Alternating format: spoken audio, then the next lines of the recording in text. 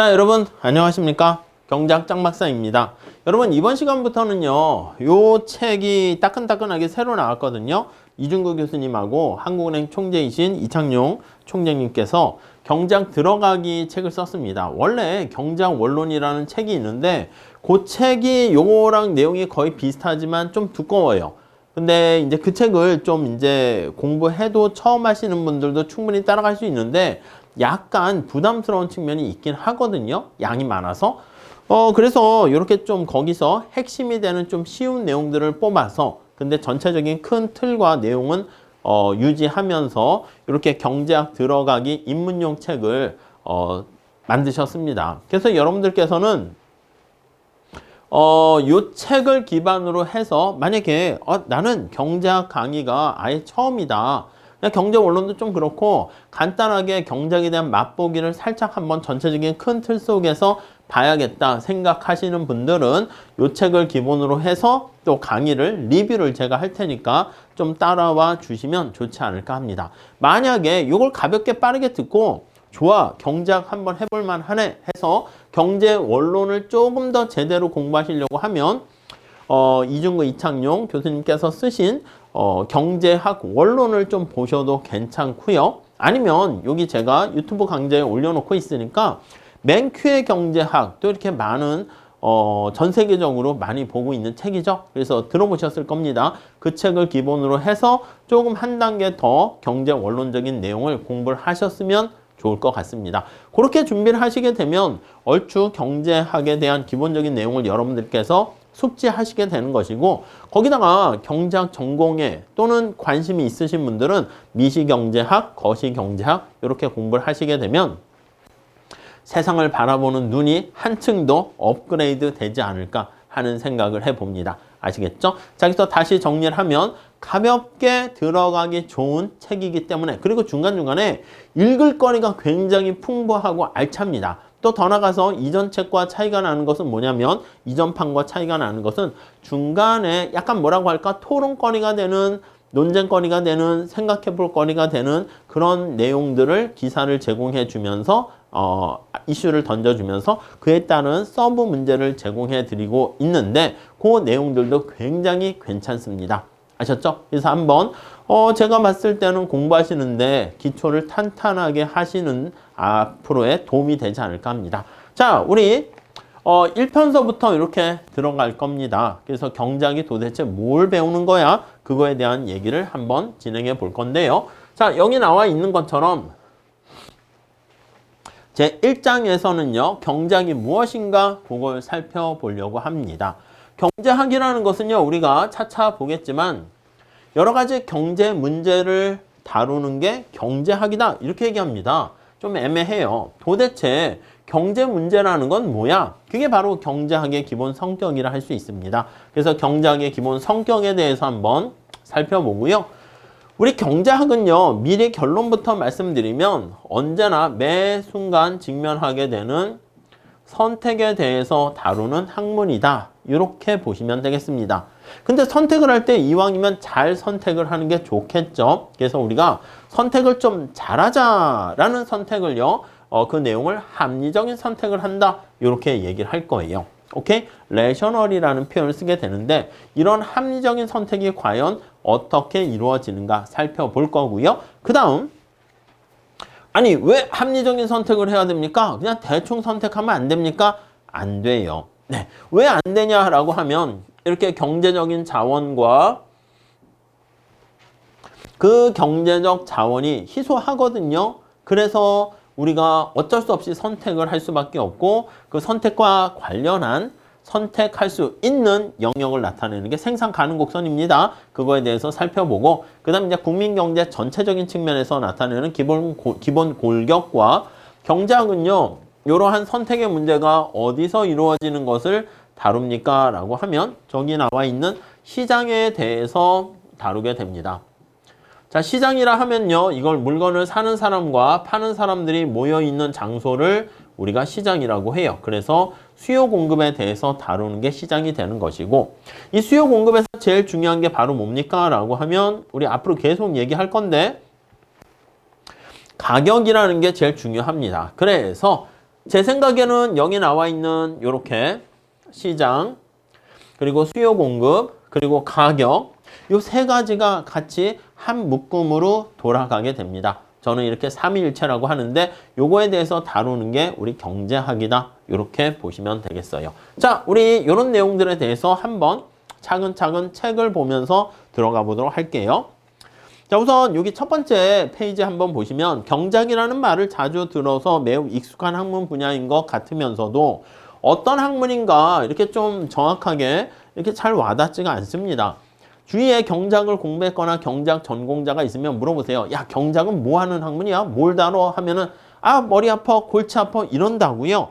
예, 그런 것도 있는데 경작은요, 당연히 경제 문제를 다루는 거야. 그럼 경제 문제는 도대체 뭐야? 이렇게 우리가 살펴보면서 들어가도록 하겠습니다. 오케이? 자, 다음 페이지 들어가 보도록 하겠습니다. 자, 첫 번째 줄에 한번 보시면 경제학의 의미 볼 텐데 경작은 굉장히 중요하다라는 것을 알 수가 있어요. 그래서 우리 일상생활에서 자, 경제 문제를 많이 우리가 직면할 수 있게 됩니다. 대표적인 얘기가 거기 사례가 나와 있어요. 볼까요? 신문을 펴보면 언제나 물가가 불안해. 그렇죠? 청년 실업이 크게 늘어나고 있다. 경제 관련 소식이 늘상 이슈가 되고 있어요. 경제와 관련한 소식. 그러니까 우리가 경제하면 막 수식과 뭐 미적분과 뭐 그래프와 이런 것들 때문에 골치가 아픈 학문이라고 생각해서 기피를 하는데 안 돼요. 뗄래야 뗄 수 없는 학문이 바로 경제학입니다. 우리 삶에서 돈이 최고의 가치가 될 수는 없지만 우리가 돈 하기도 하는데 돈과 또 관련된 그런 학문이 또 경제학이다. 이렇게 알고 있죠. 근데 사실은 뒤에 가보면 돈을 추구하는 것보다 돈이야, 돈. 원화, 달러 이렇게 돈, 머니 해도 돈이 최고다. 이렇게 할 수 있는데 요거를 추구하고 요 돈에 대해서만 연구하는 학문은 아닙니다. 그렇게 협의적으로 우리가 경제학의 관심 분야를 너무 좁힐 수는 없어요. 차차 보게 될 겁니다. 자, 그래서 근데 돈과는 관련돼 있을 수가 있어요. 자, 경제학이란 이런 것들이 관심 대상입니다. 이코노믹스라는 것은 여기 나와 있는 것처럼 실업이라든가 인플레이션은 물론 경제 성장, 빈곤, 환율, 노사관계, 또 시장에서의 경쟁, 환경, 오염, 조세 등 우리의 관심을 끄는 모든 경제 문제들을 관심 대상으로 하고 있습니다. 오케이?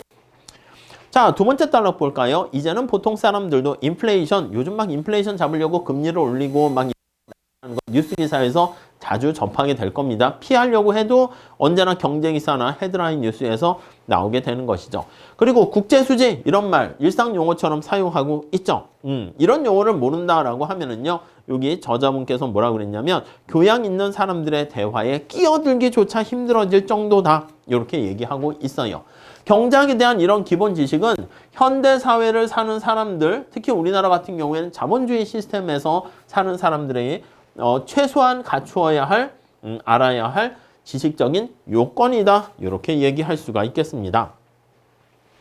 경제에 대해서 잘 이해를 하시게 되면은요, 당연히 이런 현대사회에서 성공하는데 또 첩경을 우리가 찾을 수 있다. 이렇게 볼 수가 있겠죠. 자, 경제학은요, 보통 사회과학의 한 분야다. 이렇게 얘기합니다. 사회과학. 여러분, 사회, 사람들이 모여있는 집단을 우리가 사회라고 할 수 있는데 그것을 과학적으로 이렇게 분석을 한단 말이죠. 아니, 과학적으로 분석한다는 게 뭐야? 수학을 쓰는 거야? 아, 그렇게 얘기하긴 그래요. 차차 우리가 계속 얘기할 거예요. 개개인들에 대해서뿐만 아니라 사람들이 모여있는 집단에 대해서 나름 과학적으로 분석하는 학문 분야가 경제학이다. 이렇게 보시면 되겠습니다. 자, 예컨대 거기 한번 볼게요.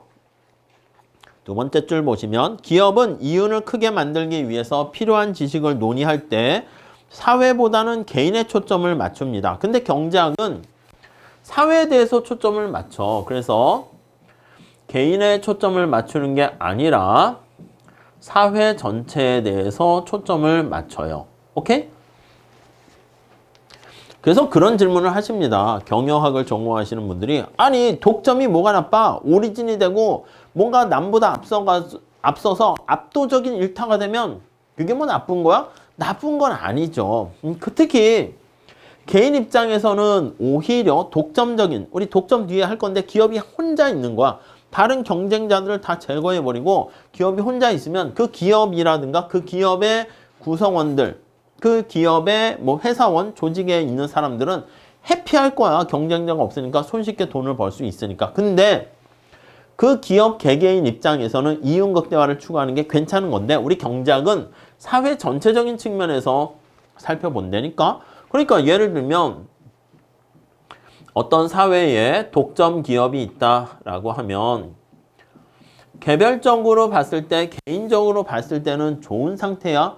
근데 사회 전체적으로 봤을 때는 좋지 않아요. 경쟁자가 없으니까 후생 손실이라는 비효율성이 발생하고요. 경쟁자가 없으니까 독점 기업은 나태해지게 됩니다. 그래서 희소한 자원을 최선을 다해서 자신의 잠재력을 끝까지 올리지 않고요. 그냥 뭔가 비효율적이고 낭비를 하는 나태한 태도를 보이게 되어서 우리는 사회 전체적으로 봤을 때 경제학은 독점은 별로 좋지 않을 것이다. 이렇게 얘기를 하게 됩니다. 우선 그 정도만 보시고요. 자, 우리 차차 뒤에 다시 많이 얘기할 겁니다. 우선 경제학은요. 거기 보시면은 사회 전체적인 측면에서 초점을 맞추는데 자, 밑에 맛있는 음식, 선택의 학문이라고 돼 있죠. 맛있는 음식, 멋진 집, 안락한 집, 그리고 즐거운 휴가를 싫어하는 사람은 아무도 없습니다. 물질에 대한 사람의 욕망은 물질적 욕구는 굉장히 많아요. 근데 이 물질적 욕구를 충족시키기 위해서 여러분도 하고 싶은 게 되게 많잖아요. 근데 그 하고 싶은 걸 모두 다 하고 살 수가 있을까요? 할 수가 없습니다. 왜요? 네, 그걸 충족시켜줄 수 있는 자원이 희소하기 때문에 그래. 우리가 그냥 일반적으로 개인으로 봤을 때요. 내가 여행도 가고 싶고 맛있는 거 먹고 싶고 좋은 옷 입고 좋은 차, 좋은 집 이거 다 하고 싶은데 첫 번째는 왜 못합니까? 돈이 없어서. 이해 가시죠? 돈. 우리가 이걸 나중에 소득이라는 표현을 쓸 거야. 소득이 희소하기 때문에 그걸 다 가질 수 없어요. 그 또 시간이 제한돼 있어서 그쵸? 이것도 우리의 욕망을 충족시켜줄 수 있는 자원이라고 하는데 시간이 제한돼 있습니다. 여러분들이 만약에 시간이 되게 많어 만약에 1000년 산다라고 해볼게요. 그럼 못하러 힘들게 이렇게 빡세게 살고 대학을 뭐 4년 안에 시험을 뭐 올해 꼭 붙어야 되는 게 소망이고 뭘 그렇습니까? 내가 만약에 공무원 시험을 준비한다? 뭐 한 20년간 공부하는 거지 뭐. 그래도 뭐 1000년 사는 기간 동안에 남는 게 시간 아니겠습니까? 그런데 현실에서는 그렇지 않습니다. 시간도 제한돼 있고 돈도 제한돼 있고 또 체력이라든가 에너지 같은 것도 제한돼 있기 때문에 우리가 이러한 희소한 자원을 여기서 제일 중요한 게 희소하다는 겁니다.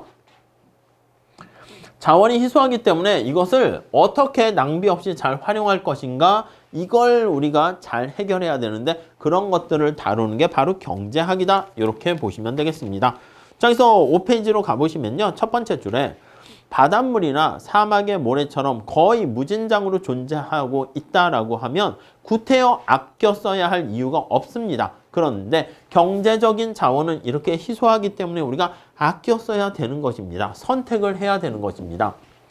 내가 하고 싶은 물질적인 욕구가 옷도 사고 싶고 차도 사고 싶고 맛있는 음식을 먹고도 싶고 여행도 하고 싶고 이렇게요. 다 하고 싶어요. 근데 이거를 충족시켜 줄 수 있는 자원, 돈, 시간, 에너지가 한정되어 있기 때문에 우리는 이 중에서 우선순위를 정하게 되는 거야. 오케이? 당신은 그 중에서 어떤 걸 가장 원하십니까? 해서 우선순위를 순서를 잘 선정해서 그 중에서 가장 하고 싶은 거 저는요 맛있는 음식을 먹는 게 더 좋습니다. 뭐 좋은 옷이나 차나 집이나 여행 가는 건 그 다음이고요. 이게 1순위입니다. 저의 행복에 가장 바람직한 겁니다. 그러면 우선순위를 정해서 가장 좋은 걸 선택하게 되는 초이스를 하게 되는 이랬을 때 내가 그나마 제한된 여건에서 가장 행복해지는 길이죠. 경제학은 그래서 이렇게 선택과 관련한 문제를 다루는 학문이다. 이렇게 볼 수가 있습니다. 자, 그래서 5페이지 중간에 보시면 선택이라는 단어 굵은 글씨로 돼 있는 거 봤죠? 경제적 자원이 바로 옆에 보시면 제한되어 있기 때문에 우리가 적절한 선택이 이루어져야지 물질적 욕망을 최대한으로 충족시킬 수 있게 되고요. 그래서 선택의 문제로 고심하는 과정을 우리가 경제하는 과정이다. 이렇게 얘기를 합니다. 더 나아가서 이런 선택은 꼭 경제 선택과 관련된 것은 꼭 경제 문제뿐만 아니라 무엇이든지 선택과 관련된 것들은 다 경제학의 대상이 됩니다. 자, 우리가 밑에 맨 마지막에 단락에 나와 있는 것처럼 나중에 뒤에도 봅니다. 게리 베커와 같은 분은요. 가정의 경제학 해가지고 집안에서도 고민하는 거야. 이번에 옷을 살까 말까, 차를 살까 말까, 아니면 더 나가서 자녀를 이번에 낳을까 말까, 몇 명을 낳을까, 이런 것까지도 경제학의 문제가 될 수가 있는 거야. 결혼을 할까 말까? 예.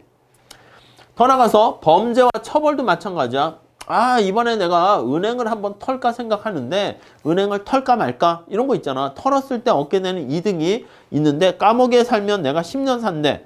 근데 털었을 때 얻게 되는 이득이 5천만 원이야. 에이, 그러면 은행을 털었을 때 얻게 되는 베네핏보다 코스트가 크니까 나 안 해. 이렇게 되는 것이고 10년을 감옥 산대. 근데 은행을 털었을 때 내가 5천억을 몰래 이렇게 삥땅 칠 수 있다 할게요. 몰래 숨겨두고 나중에 다 그게 이제 걸려서 뺏기긴 하지만 그러니까 그런 생각을 해서는 안 되죠. 근데 몰래 어디에 은닉해서 내가 감옥에 살다가 나오면 그게 내가 그대로 사용할 수 있다. 그러면 은행을 털었을 때 들어가는 코스트보다 베네핏이 더 크네? 그러면 은행을 한번 털어볼까?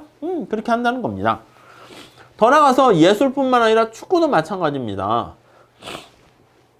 손흥민 선수가 이번에 축구를 할 때, 공격을 할 때 슛을 할까? 하지 말까? 패스를 할까? 패스를 할 때 왼쪽으로 패스할까? 오른쪽으로 할까? 매 순간 직면하게 되는 선택의 문제에 봉착하게 되는데 그런 것들을 다 우리 경제학의 문제로 다룰 수가 있게 됩니다. 넘어갈게요. 자, 그러면 경제학과 관련해서 합리적인 선택을 하는 게 좋다 얘기하는데 여기서 말하는 합리성의 의미를 좀 보셔야 되겠습니다. 첫 번째 줄 볼게요. 경제학에서는 모든 경제 주체가 합리적이다, 레셔널이라는 표현을 씁니다. 레컨이라는 단어에서 나왔다는데요. 이 합리적이라는 것은 바로 뜻이 뭐냐면 그런 경우를 우리가 합리적 인간이라고 얘기를 하고요. 이런 인간을 우리가 경제인이다 이렇게 얘기할 거예요. 세 번째 줄 볼까요? 레셔널리티라는 합리성은 경제학에서 추구하는 올바른 선택의 전제 조건입니다. 자, 네 번째 줄. 물론 현실에서 모든 사람이 완벽한 합리성을 갖고 있는 건 아니지만 합리적인 사람이 때때로 비합리적인 반응을 보일 수도 있습니다. 근데 경제학에서는 현실을 모를 일 없어요. 그렇지만 합리적이라고 가정을 해야지 우리 뒤에 얘기하겠지만 얘기를 좀 더 심플하게 풀어갈 수가 있게 되는 것이죠. 자, 그리고 두 번째 단락 볼까요? 여기서 말하는 합리성은요. 수단으로서의 합리성을 얘기합니다.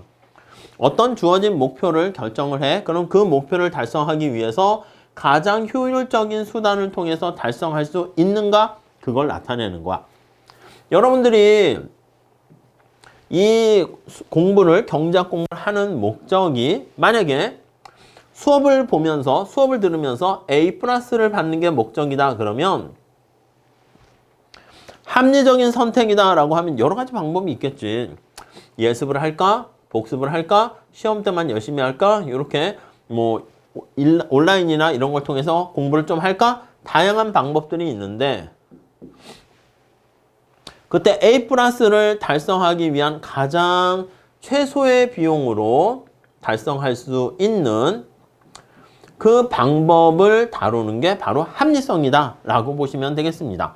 아니면 여러분들이 만약에 시험 공부를 해. 그래서 시험에 합격하는 게 목적이야. 그럼 최소의 비용으로 합격하는 게 가장 좋은 합리성이다 라고 생각하시면 되겠고요. 똑같은 비용을 투입했다 할게요. 그러면 동일하게 비용을 투입한 거야. 똑같이 1년을 투자했어. 그러면 이왕이면 가장 높은 최고의 점수를 얻게 되는 게 합리적이다. 이렇게 보시면 되겠죠. 그래서 우리가 나중에 보면 합리적인 선택이다 라고 하면요. 최소의 비용으로 최대의 효과를 거두게 되는 것을 우리가 합리적이다. 이렇게 얘기를 할 거고요. 이렇게 되는 상태를 우리가 최적화 선택을 한다. 이렇게 얘기를 할 거예요. 오케이?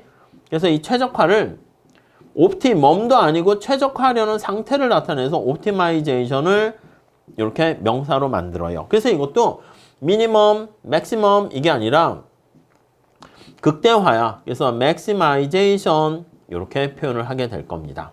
오케이? 최대화. 이거 역시 마찬가지야.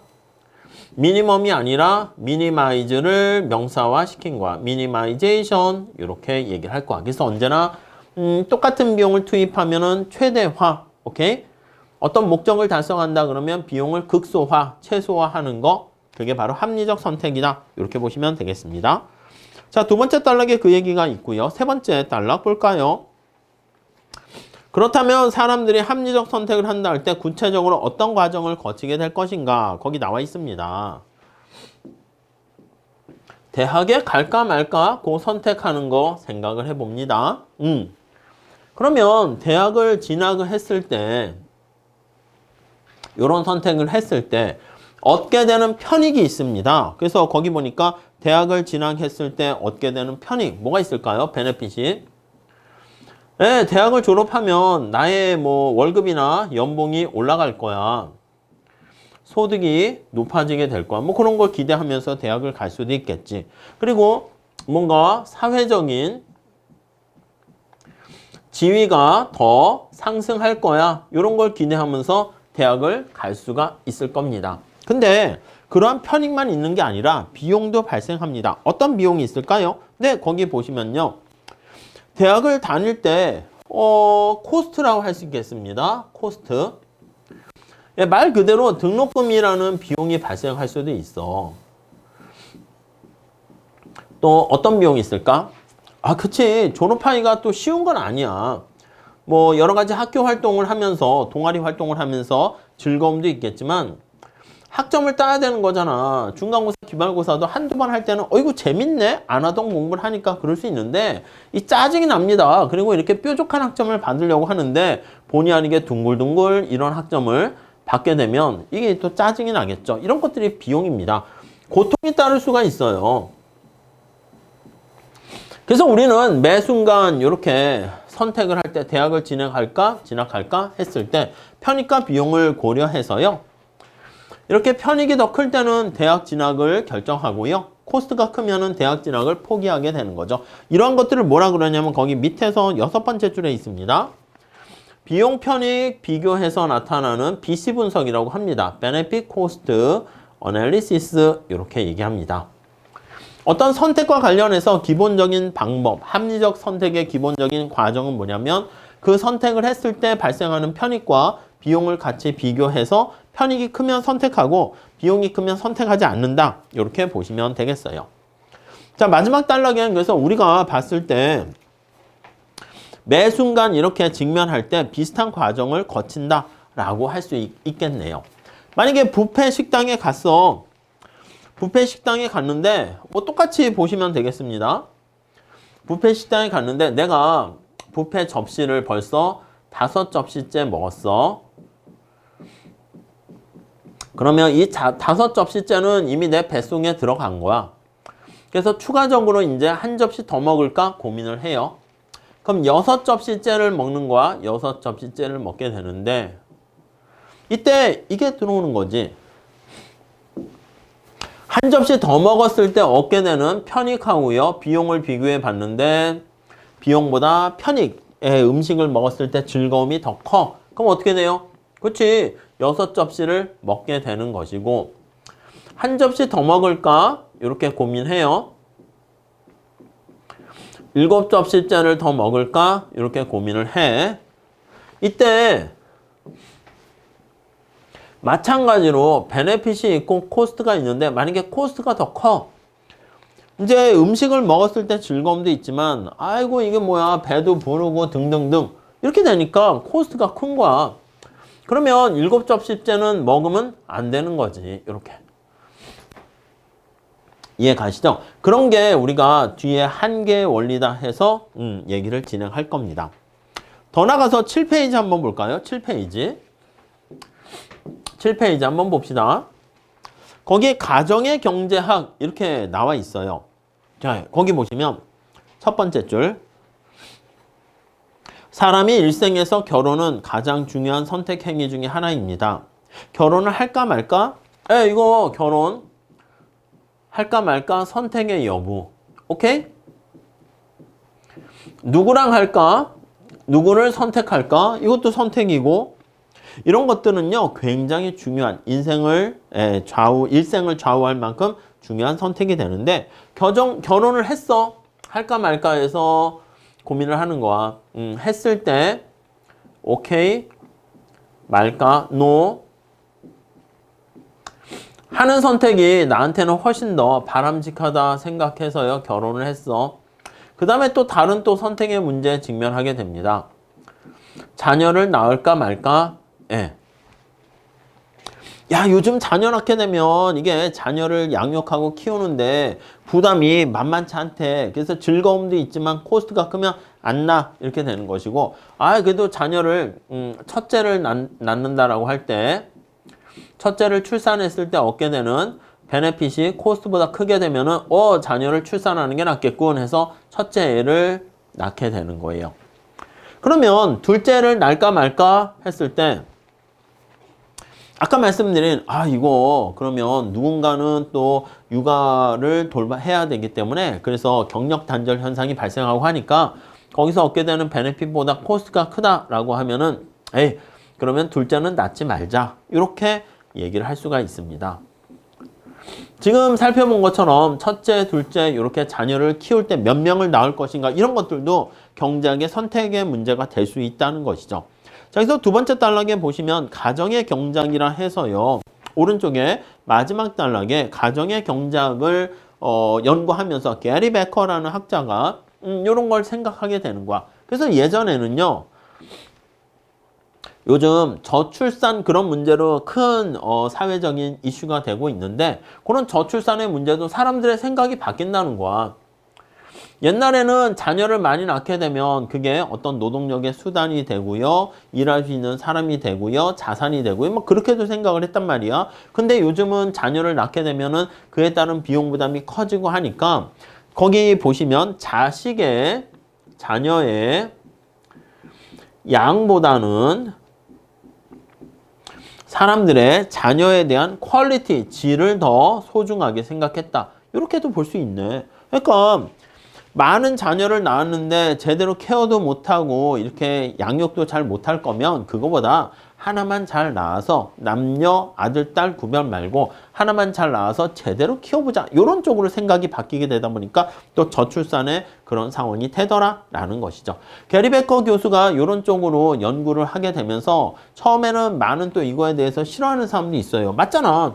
야, 결혼하는 이런 신성한 또 자녀를 낳는 생명을 다루는 거에 편익과 비용을 고려해? 이렇게 해서 되게 부정적으로 보는 사람들도 있어서 게리 베커 교수가 노벨상을 받았거든요. 노벨 경제학상을 받았는데 그때 약간 반대하는 의견도 있었다고 해요. 그렇지만 경제학에서 노벨상을 받는 사람들은 기존에 어떤 뭐라고 할까, 연구되었던 것들을 계속한다기보다는 기존에 연구되지 않았던 새로운 경제학의 지평을 좀 약간 어설프지만 지평을 넓혔다라는 그런 의미에서 이제 주는 거거든. 남들이 안 한 거에 대해서. 그래가지고 노벨상을 받게 되는 것이죠. 노벨상이 무슨 다 우리의 어떤 최종 목적은 아니긴 하지만 뭔가 남다른 분야를 더 개척했다는데 공로를 인정하는 거니까 이왕이면 받으면 좋긴 하겠죠. 아무튼 그런 내용들이 이 책에는 잘 담겨 있는데 굉장히 유익하고 읽을만 해요. 그래서 여러분들이 한번 읽어보셨으면 좋겠고, 저도 여건이 되면 설명을 드리고 하겠습니다. 자, 넘어갈게요. 자, 우리 8페이지 한번 가볼게요. 거기 보시면 두 번째 단락 볼까요? 선택의 상황에 직면해 있는 사람들은 이처럼 편익과 비용을 비교하는 과정을 통해서 최선의 대안을 찾으려고 노력을 하게 되고요. 이러한 최선의 대안을 찾게 되는 그 과정을 우리가 최적화다, 이렇게 보시면 될 것 같습니다. 오케이? 그 정도 정리하시면 되겠습니다. 자, 우리 최적화의 선택과 관련해 가지고요. 우리가 기회비용이라는 내용을 좀 잘 보셔야 되는데 이 얘기는요. 좀 잠깐 끊었다 나가도록 하겠습니다. 아셨죠? 다음 시간에 이어서 할게요. 감사합니다.